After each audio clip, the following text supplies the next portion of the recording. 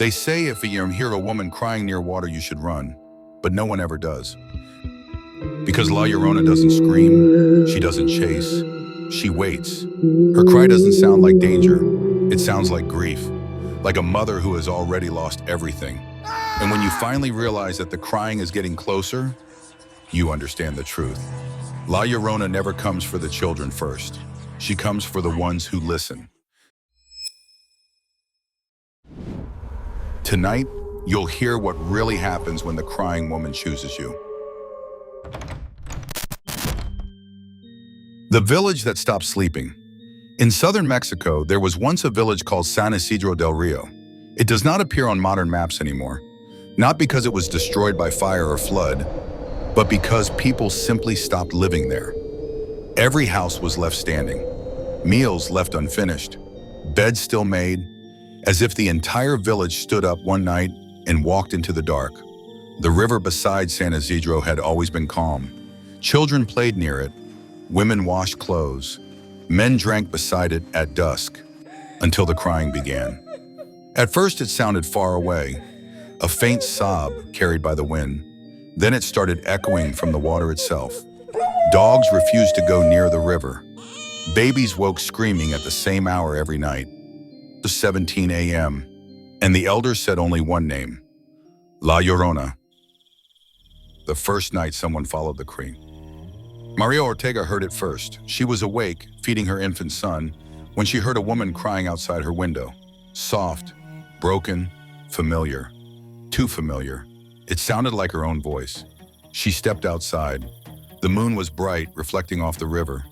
And there she saw her, a woman in a white dress standing knee-deep in the water. Her hair covered her face, her shoulders shook with sobs.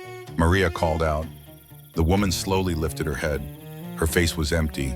No eyes, no mouth, just smooth skin where grief should be. Maria woke up on the riverbank at sunrise, soaking wet, holding her child. The baby was silent, too silent. A lie everyone knows. The legend says La Llorona drowned her children out of jealousy or rage. That is the lie told to make the story easier to swallow. The truth is worse. La Llorona loved her children. So much that when famine came, when disease swept through the land, when the river's spirits demanded payment, she chose eternity over loss.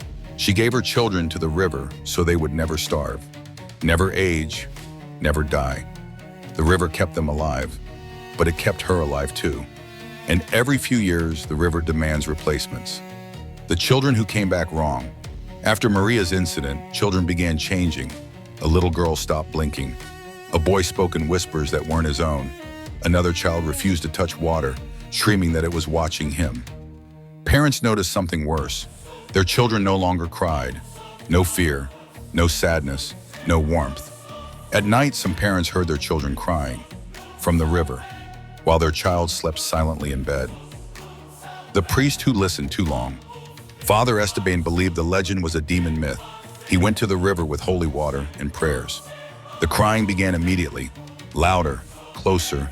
He shouted scripture. The memories drive sure! The crying stopped. Then the river spoke, in his mother's voice, calling him by the childhood name no one else knew. When villagers found him, he was kneeling in the water, hands covering his ears, whispering apologies to someone who wasn't there. He never spoke again. The rules. No one survives. By now, the village understood. If you hear crying, don't answer. If you see her, don't look at her face. If she calls your name, pray it's not your voice, but the final rule came too late. Never let her know you're listening.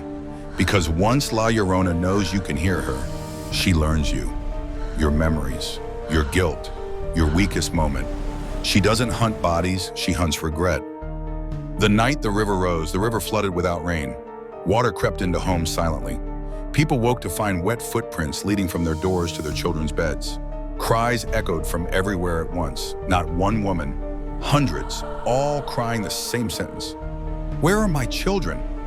Some villagers saw La Llorona walking through walls, carrying children made of water, faces constantly changing. The last family of San Isidro. Only one family remained, a mother, a father, and a newborn. They blocked their ears every night, No sound, no listening, until the baby laughed at 2:17 a.m. The parents froze. The child pointed toward the river and spoke in a woman's voice. "She's here for me." The crying stopped forever that night. So did the village. Modern day, the curse continues. San Isidro is gone, but La Llorona is not bound to rivers anymore. She travels through audio recordings, baby monitors, phone calls with static, dreams that feel wet. People report hearing crying through headphones when no audio is playing. Parents hear their children crying on baby cams. While the crib is empty, La Llorona learned to follow attention. If you listen long enough, she listens back. If you ever hear crying near water tonight, don't check, don't record it, don't tell anyone. Because the legend says, La Llorona only appears after someone believes she's just a story. And if the crying suddenly stops, it means she's standing close enough that she doesn't need to cry anymore. Listen carefully. Is that water you hear? Or breathing? If this story disturbed you, subscribe for more forbidden legends and real-world horror. Like this video if you believe some myths survive because they are still feeding. And comment below.